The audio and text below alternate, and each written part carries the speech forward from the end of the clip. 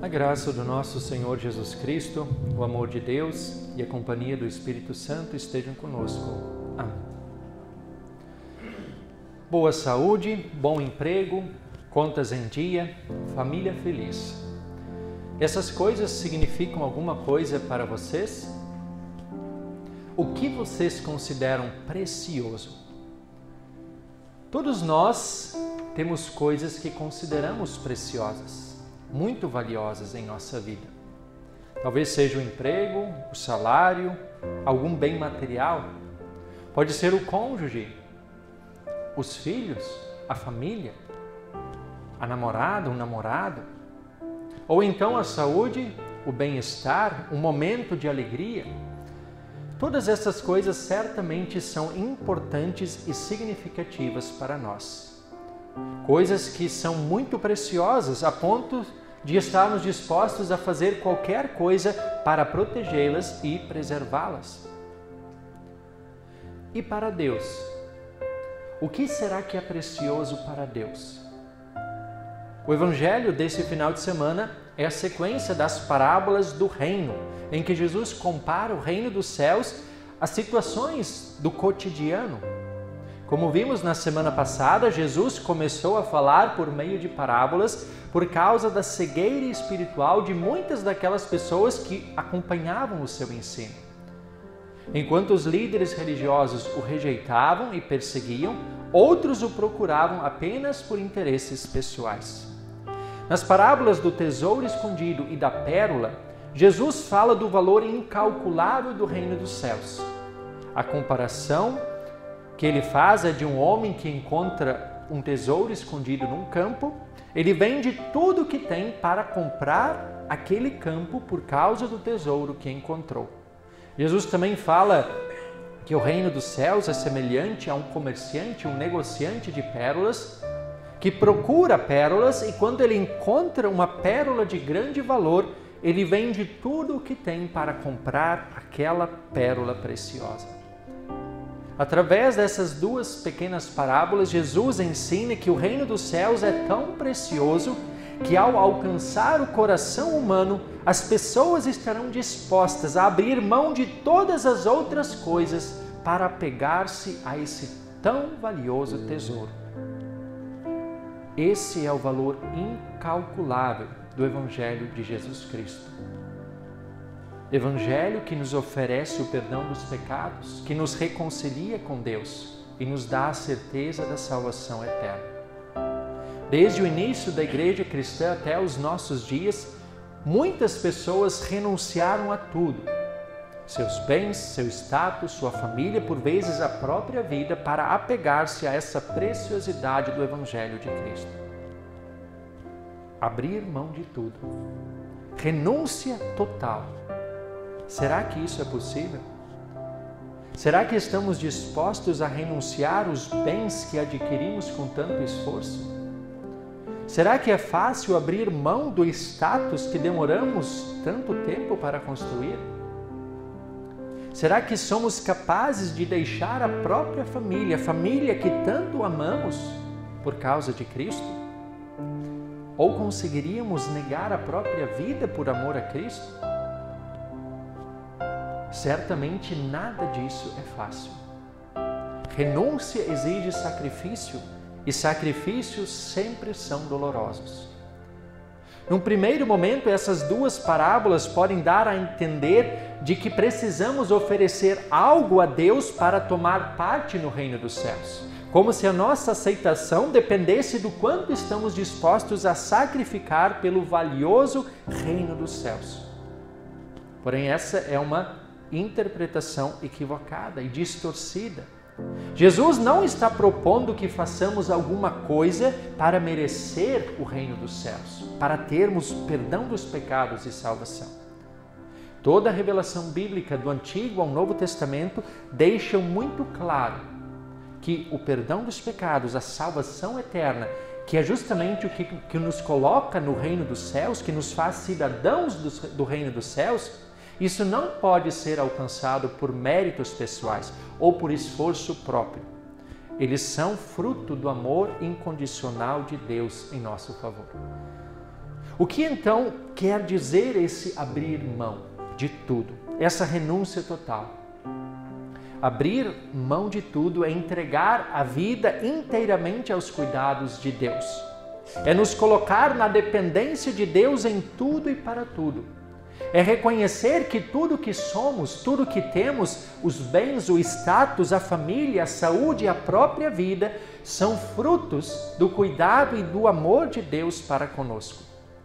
Especialmente o perdão dos pecados e a salvação eterna que gratuitamente nos são oferecidos pela fé em Jesus Cristo.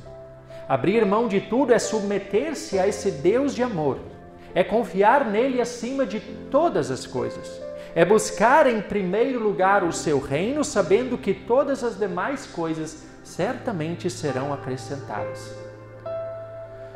Contudo, é importante lembrar que buscar o reino de Deus em primeiro lugar não é a garantia de uma vida próspera neste mundo. Podemos sim ter uma vida boa, uma vida tranquila, porém, confiar em Deus não é a chave para o sucesso terreno. Nesse mundo, por mais que possamos sim ter uma vida de paz e tranquilidade, estaremos também sujeitos a problemas e dificuldades. Aflição, sofrimentos, angústias acompanham a caminhada cristã e nós sabemos isso muito bem. Muitos cristãos ao redor do mundo são inclusive perseguidos por causa de sua fé. Alguns perdem tudo, inclusive a própria vida, por causa da fé em Jesus Cristo. Como lembram as nossas parábolas, o reino dos céus é muito mais valioso do que qualquer bem terreno. Muito mais valioso até do que a própria vida. A realidade do mal e do sofrimento nos cerca de todos os lados e muitas vezes nos assusta, nos deixa apreensivos, nos inquieta. E essa realidade em nossa volta nos mostra que algo está muito errado. E nós sabemos que a maior causa de todo esse mal e de todo esse sofrimento é o pecado. Pecado que contaminou toda a raça humana e faz com que a própria criação gema e tenha que suportar angústias sem fim, como lembra o apóstolo Paulo na carta aos Romanos capítulo 8. O pecado estragou aquela perfeição original que existia no início e todos sofremos as consequências, nós e a própria criação. E é justamente esse pecado que muitas vezes também faz com que tenhamos tanta dificuldade em nos apegarmos ao reino dos céus como deveríamos. Quantas vezes nós subestimamos ou menosprezamos o grande valor e a preciosidade do Evangelho de Cristo? A nossa confiança em Deus, ela pode ser grande, mas confiar em Deus acima de todas as coisas é algo quase que impossível para nós seres humanos. Sempre seremos falhos, sempre seremos deficientes, seja naquilo que a gente faz, seja em nossa própria fé. Constantemente também priorizamos outras coisas ao invés de buscar a Deus em primeiro lugar. E pode ser o trabalho, o lazer, a família, o descanso. E percebam que todas essas são coisas importantes, coisas essenciais para a nossa vida. Mas elas correm o risco de se transformarem em ídolos quando nós os colocamos acima de Deus e esquecemos que também essas coisas é o próprio Deus quem nos concede. A verdade é que jamais seremos capazes de abrir mão de tudo e nos apegar plenamente ao reino dos céus. A boa notícia é que essas duas pequenas parábolas, elas podem também serem interpretadas de uma outra maneira. Se até aqui vimos o quanto somos falhos, relapsos e pecadores, veremos agora que mesmo assim, não estamos perdidos. Eu quero convidar vocês a olhar para essas parábolas numa perspectiva profundamente consoladora. Em vez de tentarmos nós nos colocar no lugar daquele homem ou daquele comerciante que abriu mão de tudo pelo reino dos céus e vimos o quanto isso é difícil, se não impossível, coloquemos Jesus Cristo em nosso lugar. Olhemos para Jesus como aquele que abriu mão de tudo. E não foi pouca coisa que ele abriu mão. Ele abriu mão da glória celestial para vir ao nosso encontro, tornando-se humano como a gente, por causa do grande amor de Deus por nós. Sim, Jesus Cristo é aquele homem, o mundo é o campo, e nós o precioso tesouro que ele comprou com o seu próprio sangue. Jesus é aquele comerciante à procura de pérolas, e nós a mais preciosa das pérolas, pela qual ele deu a própria vida. Não que tenhamos algum valor em nós mesmos, mas o próprio Jesus Cristo nos atribuiu esse valor através de sua vida e obra perfeita, através de sua morte e ressurreição. Jesus abriu mão de tudo em nosso lugar. Ele deu a sua própria vida por amor a nós. Ele fez o que nenhum ser humano jamais conseguiria fazer. Ainda por cima sofreu o castigo que merecíamos. Jesus fez tudo o que precisava ser feito. Ele nos comprou de volta para Deus e somos hoje o seu valioso tesouro, a mais preciosa de suas pérolas. Deus fez tudo isso por bondade, por amor, não porque houvesse algo especial em nós. Foi assim que Deus também escolheu o povo de Israel, não porque eles tivessem algum mérito especial, mas unicamente por amor e por fidelidade à sua promessa.